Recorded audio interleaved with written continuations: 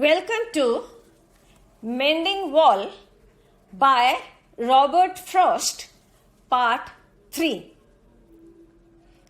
कविता mending wall, जिसके कवि Robert Frost हैं, के इस तीसरे भाग में आपका स्वागत है. In the third part, we shall see lines 20 to 29. इस तीसरे भाग में हम पंक्तियां 20 से 29 तक देखेंगे. Let us see the original lines 20 to 24 first. We wear our fingers rough with handling them. Oh, just another kind of outdoor game. One on a side.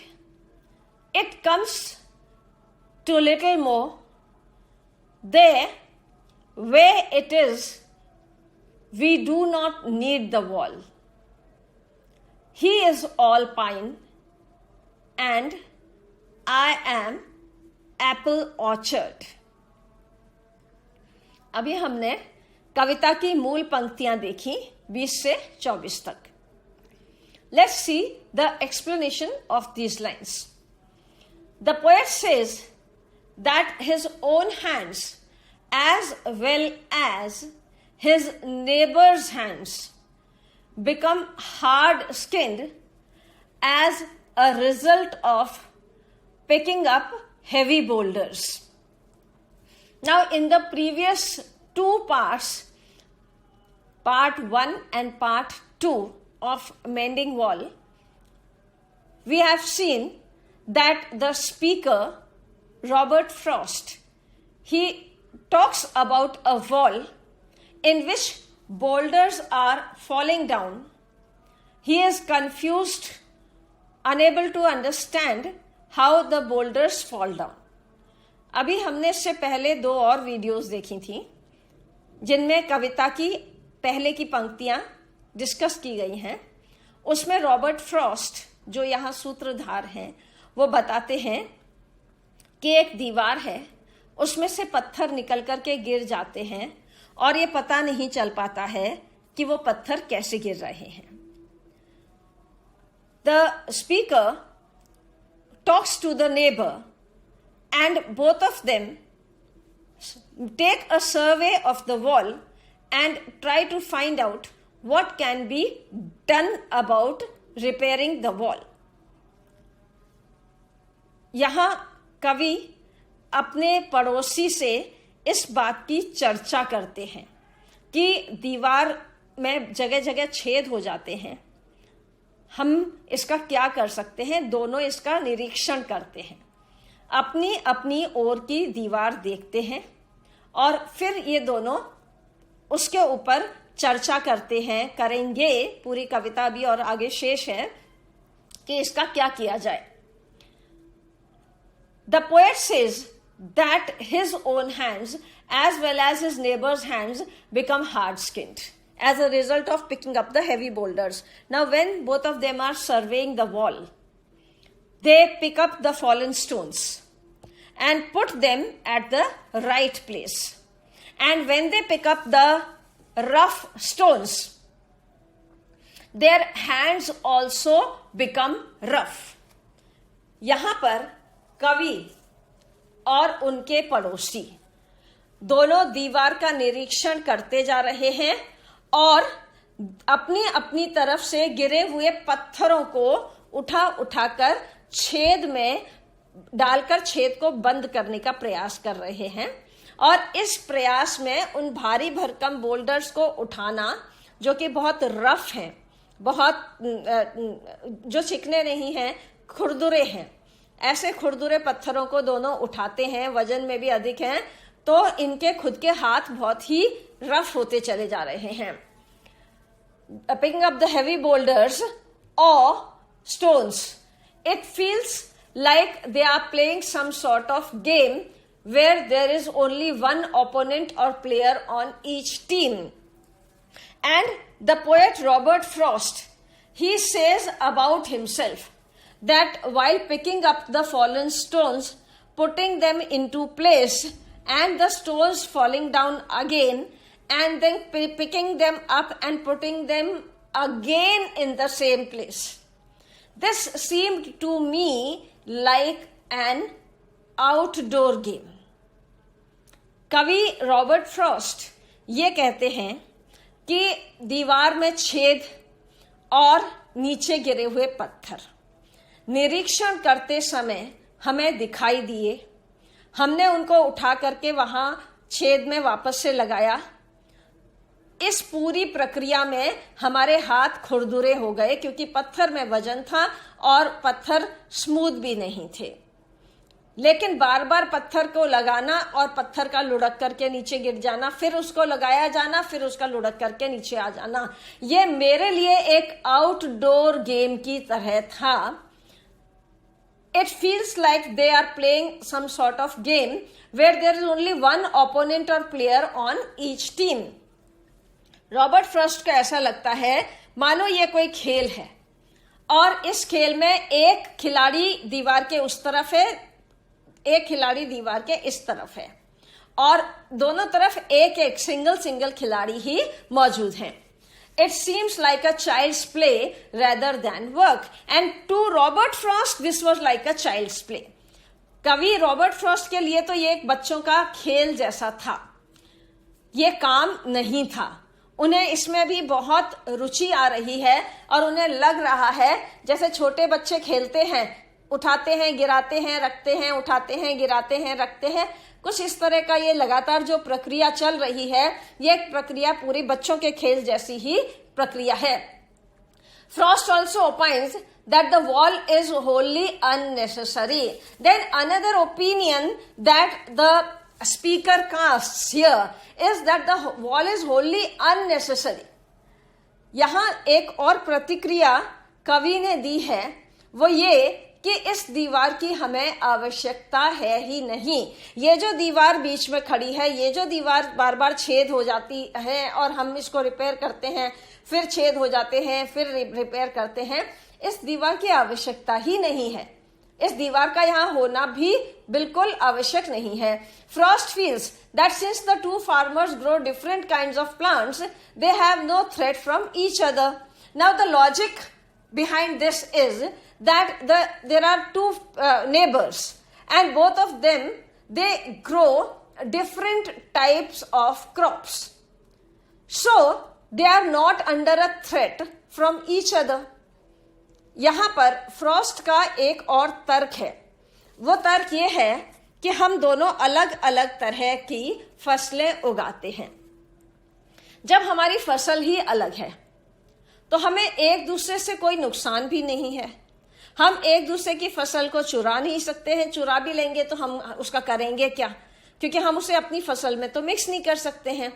ऐसी स्थिति में हमें दीवार बनाने की आवश्यकता कहाँ है कि दीवार बनाएं, फिर उसमें छेद होते हैं, फिर हम उसको ठीक करते हैं, फिर हम उससे परेशान होते हैं। तो ये पूरा एक झंझट वाला प्रोसेस क्यों फॉलो किया जाए। द पोएट आर्ग्यूज और ही comes up with the question that when the whole process is so tedious and it is not even required, then what is the need or what is the necessity of keeping a wall at that place when both of them are still growing different things, different crops, and there is no threat from each one to the other. ना तो इनकी दीवारें खेती एक समान है, ना इनको एक दूसरे से किसी तरह का खतरा है और ना ही ये दीवार साथ दे रही है, तो इतने सारे झंझट की कहाँ आवश्यकता है। The poet grows apples and his neighbour grows pine trees. There is no clash or confusion in this, and he says it's very clear between the two of us that one grows apples and one grows pine trees. So, and these two are absolutely different. So there is no confusion or no threat. यहाँ पर poet कहते हैं कि फसल भी देखो हम कौन सी उगाते हैं। एक व्यक्ति पाइन ट्रीज उगा रहा है और दूसरा व्यक्ति एप्पल्स उगा रहा है, तो दोनों में इतना अंतर है कि कोई कंफ्यूजन की गुंजाइश ही नहीं है। Let's see lines 25 to 29. My apple trees will never get across and eat the cones under his spines. I tell him, he only says, good fences make good neighbors. Spring is the mischief in me, and I wonder if I could put a notion in his head. हमने कविता की मूल पंक्तियां देखी हैं 25 से 29 तक, जहां पर कवि हमें कुछ बताने का प्रयास कर रहे हैं. In these lines, let us see the explanation of these lines. In these lines, the poet says that he has tried to convince his neighbor that his own apple trees will never intrude or disturb in his pines. यहाँ पर कवि एक हल्के फुल्के अंदाज में बताते हैं, मैंने अपने पड़ोसी से चर्चा करी कि मैं सेब उगाता हूं. मेरे सेब तुम्हारे पाइन ट्रीज को किसी भी तरह से ना डिस्टर्ब करेंगे, ना एनक्रोच करेंगे, ना तुम्हें मेरी फसल से तुम्हारी फसल को किसी तरह का खतरा नहीं है. Both will remain independent and have no threat from each other. And then both are independent. दोनों स्वतंत्र हैं और एक दूसरे से कोई थ्रेट भी नहीं है, एक दूसरे से किसी भी तरह की कोई परेशानी नहीं है. The neighbor, however, remains unconvinced of such logic. But the neighbor is unconvinced. The neighbor is not at all happy with the logic, with the argument provided by Robert Frost. यहाँ पर रॉबर्ट फ्रॉस्ट द्वारा दिए गए तर्क से उनका पड़ोसी संतुष्ट नहीं है. His judgment in putting up the wall is that all good neighbors are separated by strong fences or boundaries. Now his judgment is, his logic is that all good neighbors are separated by strong fences or boundaries.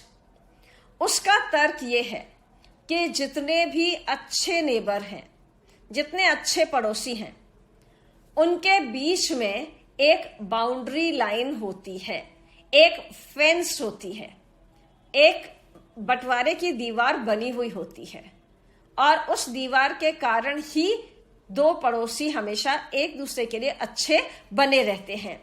However, in the springtime, the poet feels mischievous and tries to convince his neighbor to agree with him in another way.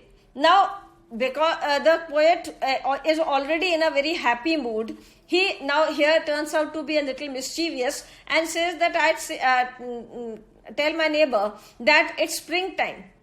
So why not to discuss something in a very different manner or on a different note.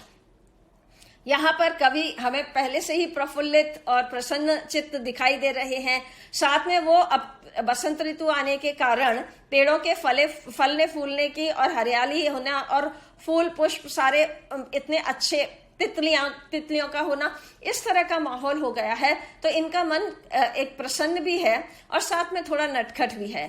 तो ये अपने पड़ोसी से समझाते हैं कि कम से कम spring time में तो हमें बाउंड्रीज अपनी शेड कर देनी चाहिए. He is happy and playful like a small child. और यहाँ पर कवि जिस तरह से प्रफुल्लित होकर के अपने पड़ोसी से बात कर रहे हैं, या थोड़े से नटखट होकर के या थोड़ा सा छेड़छाड़ के मुद्रा में उससे बात कर रहे हैं कि स्प्रिंग टाइम है, कम से कम इस समय तो दीवारें ना खड़ी करो, तो वो एक छोटे बच्चे की तरह प्रसन्न होकर के बात कर रहे हैं. His sentiments are of unity, love and togetherness. But at the same time, we find that his sentiments are of unity, love and togetherness. That the poet has a certain sense of unity, a sense of togetherness, a sense of being one with his neighbor. That is very important for him, that he feels that how can I separate myself from my neighbor. यहाँ एक और बात दिखाई देती है कि कवि के अंदर एकजुट होकर के रहना या संगठित होकर के रहना, ये भाव बहुत प्रबल है. और वो अपने पड़ोसी के लिए सोचते हैं कि हम अलग अलग होकर, अकेले होकर के क्यों रहें, और हमें अकेले अलग अलग होकर के रहने की आवश्यकता भी कहाँ है, तो हम ऐसे क्यों रहें. ये भी एक दीगर सवाल है जो अपने पड़ोसी के सामने वो रखते हैं कविता के माध्यम से, क्योंकि उनके खुद के सेंटिमेंट्स जो हैं वो सेंटिमेंट्स यूनिटी, लव और टुगेदरनेस के हैं। वो भाव इनके मन में वो एकजुटता के हैं, प्रेम के हैं, संगठन के हैं।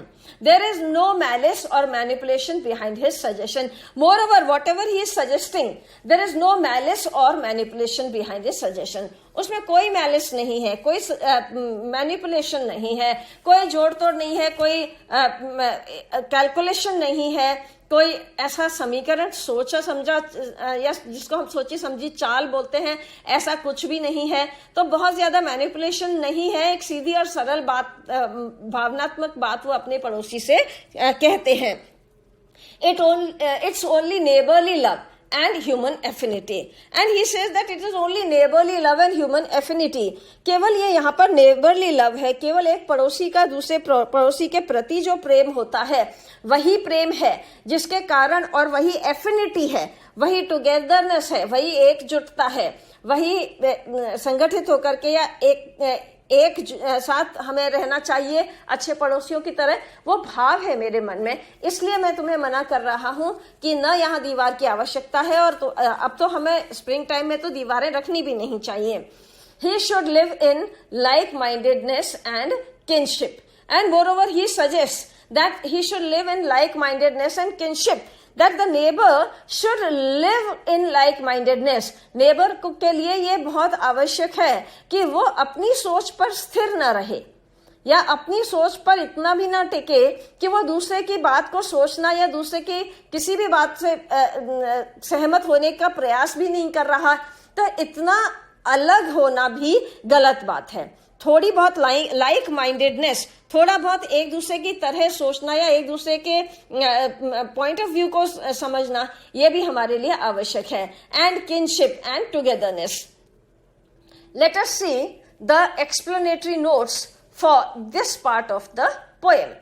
आइए अब कुछ शब्द और वाक्यांश देखते हैं जो कविता के इस भाग को समझने के लिए आवश्यक है। Wear out, to make useless especially by long or hard usage। घिस डालना, थकान से या अति प्रयोग से प्रयोग के अयोग्य कर देना। Here we have seen that the poet points out that our fingers are worn out because we go on picking up the stones, the hard and heavy stones.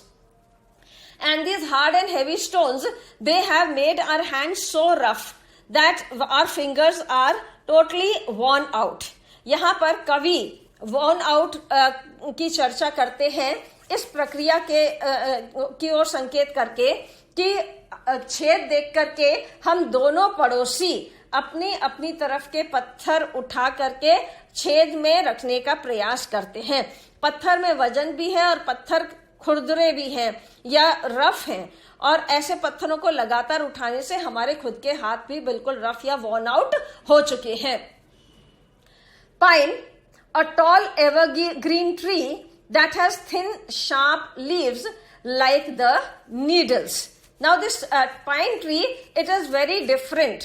it has a very long and sharp trunk, and the leaves, they are very very sharp like the needles that we see।